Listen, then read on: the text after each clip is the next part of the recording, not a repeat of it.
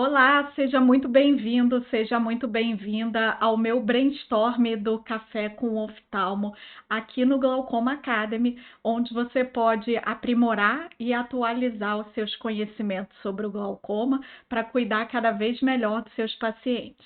O meu nome é Samantha Vasques, eu sou oftalmologista especialista em glaucoma e catarata do Rio de Janeiro.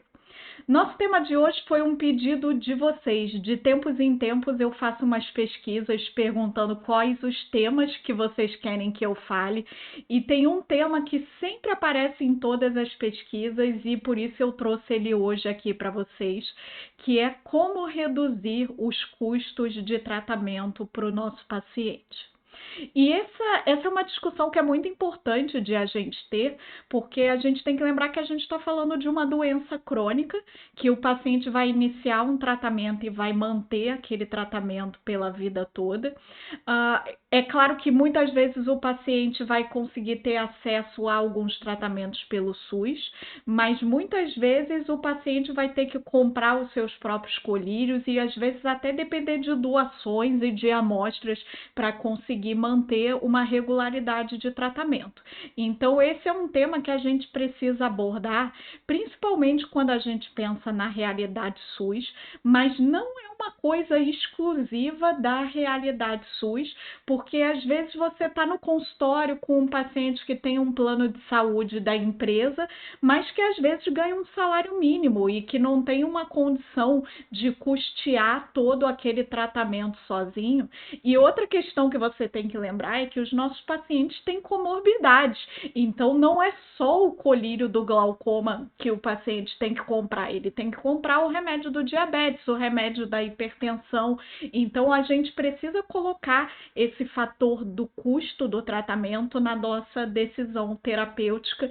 Então, que bom que vocês levantaram esse tema e que vocês estão com essa preocupação de facilitar a adesão terapêutica dos pacientes de vocês através da facilitação do custo do tratamento. O primeiro ponto que eu preciso conversar com vocês aqui é na questão dos colírios. A literatura médica sempre aponta as prostaglandinas como as drogas de primeira escolha no tratamento do glaucoma, até porque são drogas de fácil posologia, uma vez por dia só. São as drogas mais potentes que a gente tem para redução da pressão ocular, com uma redução de pressão ocular em torno de 35%. Então, as prostaglandinas são realmente drogas muito boas. Mas isso não quer dizer que você deva obrigatoriamente prescrever uma prostaglandina como primeira opção para todos os seus pacientes. Até porque casos iniciais não necessariamente precisam de uma redução de pressão tão grande assim. Muitos casos de glaucoma inicial, a gente vai conseguir ter boa estabilidade de doença com reduções de 20, 25% da pressão ocular. Então, as prostaglandinas são as drogas mais potentes? Sim, mas não necessariamente elas precisam ser usadas para todo mundo, até porque vocês estão cansados de saber que são os nossos colírios mais caros, são os colírios de prostaglandina. Então, para começo de conversa, apesar de prostaglandina ser primeira escolha, não é obrigatório você prescrever uma prostaglandina para todos os seus pacientes. Normalmente, quando eu vou iniciar um tratamento, eu tenho uma conversa com o paciente avaliando o custo e o benefício de cada droga, efeitos colaterais. Então, às vezes eu converso assim, olha, dona Maria, eu sei que a senhora se esquece muito de tomar o remédio da pressão, então talvez tenha esse problema do esquecimento também. A gente tem a possibilidade de usar um colírio que é uma vez por dia só, e aí vai facilitar bastante para a senhora lembrar de usar na hora certa. Mas esse colírio é caro, então a senhora precisa conseguir manter esse tratamento. Se não, é mais interessante a gente optar por uma medicação que seja de uso 2 vezes por dia, a senhora bota o despertador, mas que é um colírio mais barato e que a senhora vai ter mais possibilidade de comprar todo mês. Então, o paciente precisa ser integrado nessa decisão. E aí vai ter paciente que vai falar, não, doutora, tá muito difícil, estou muito apertada, não vou conseguir separar esse dinheiro todo mês para comprar esse colírio. Então, ok, vamos para outra medicação, porque o mais importante é a manutenção do tratamento. Ou então o paciente vai falar: não, doutora, tudo bem, eu tô ganhando bem, meu esposo me ajuda, minha família me ajuda, eu vou conseguir pagar esse colírio todo mês e podemos ir na medicação mais cara porque eu quero a melhor de todas. Ok, aí você vai escolher a prostaglandina. Então é importante que essa escolha do colírio não seja uma decisão unilateral sua, que você converse com o paciente e que você converse não só as questões médicas, mas as questões de custo também. Porque senão, se você sair prescrevendo prostaglandina para todo mundo, o paciente vai voltar, usou a amostra que você deu e depois interrompeu o tratamento, aí você vai querer ficar brigando com o paciente porque interrompeu o tratamento. Não funciona. Então, coloquem o paciente como parte da decisão de qual terapêutica você vai escolher. E já que eu estou falando de qual terapêutica escolher, eu preciso falar sobre trabeculoplastia, porque em termos de custo-efetividade é um excelente tratamento. Então você pega um paciente virgem de tratamento que você prescreveria uma prostaglandina, que de repente aquele paciente ia ficar lá gastando R$ 150 todo mês para comprar aquela prostaglandina do bolso dele. E aí você tem a possibilidade de fazer uma trabeculoplastia de repente pelo SUS, ou mesmo que o paciente vá pagar por aquela trabeculoplastia, ainda sai mais barato pagar a trabeculoplastia do que ficar todo mês comprando o colírio. E isso não vale só para o custo de uma prostaglandina, não. Mesmo se você pensar no custo de uma brimonidina, de uma dorzolamida, brinzolamida, ainda é mais custo efetivo fazer a trabeculoplastia. Comparando com o timolol, aí talvez não, porque é uma medicação muito barata, né? Mas se a gente compara com qualquer outra droga, a trabeculoplastia, ela tem um custo mais econômico pensando no longo prazo. Ah, Samanta, mas trabeculoplastia só vai durar, sei lá, 3 anos. Ok, que seja, são 3 anos que você livrou o paciente daquele custo de colírio. E quando ela parar de funcionar, se foi uma seletiva, você pode refazer. Se foi um outro tipo de trabeculoplastia, aí não vai ter muito escapatória. Se foi a tradicional, você vai acabar entrando com um colírio. Mas é melhor economizar 3 anos do que ter esse custo de todo o tratamento. Então, não tem dúvida que a trabeculoplastia é uma opção que tem uma custo-efetividade excelente de tratamento para o glaucoma. E isso aqui eu estou falando só do benefício do custo, tá? Eu nem vou entrar no mérito dos outros benefícios da trabeculoplastia, que é assunto para outro café. Mas mesmo focando só na questão do custo, a trabeculoplastia já é uma excelente opção de tratamento. Mesmo para paciente que é virgem de tratamento como primeira opção, ela pode ser utilizada, ela tem segurança para isso, tá? Agora, se você tá assim com um paciente que usa 3 drogas, não dá para achar que essa trabeculoplastia vai fazer um milagre e vai deixar esse paciente sem colírio, tá? A eficácia da trabeculoplastia é mais ou menos 30-35% de redução de pressão. Então, é mais ou menos equivalente a uma prostaglandina ou então talvez um combinado de timolol com dorzolamida. Às vezes a gente consegue tirar 2 drogas, mas não dá para achar que você vai pegar um paciente usando triplenex, fazer uma trabeculoplastia e livrar ele de colírio. Já aconteceu comigo? Já, mas são exceções. A maioria dos pacientes, a trabeculoplastia não vai ter potência para tanto.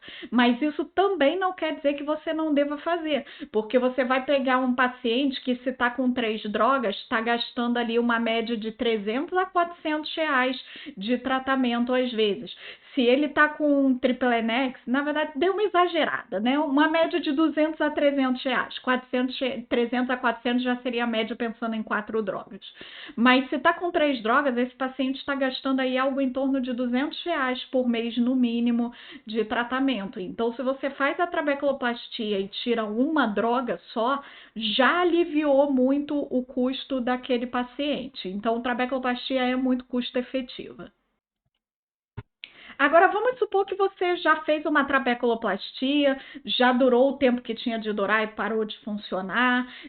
Se não for uma opção a trabeculoplastia mais, você pode pensar também nas opções de cirurgia minimamente invasiva. E aí eu já sei que passou na sua cabeça: ai meu Deus, mas cirurgia minimamente invasiva é muito caro, custa uma fortuna. calma. Se você está pensando em assistente, realmente é muito caro. Mas mesmo se a gente for pensar em assistente, que sim é caro, a gente tem alguns levantamentos de dados feitos principalmente aqui no Brasil pelo Dr. Ricardo Paleta Guedes, e fora do Brasil tem outros estudos desse mesmo tipo, mostrando que mesmo o assistente com seu alto custo, ele tem uma boa custo-efetividade de tratamento, até pensando que você, quando faz uma cirurgia minimamente invasiva, você está evitando uma futura TREC.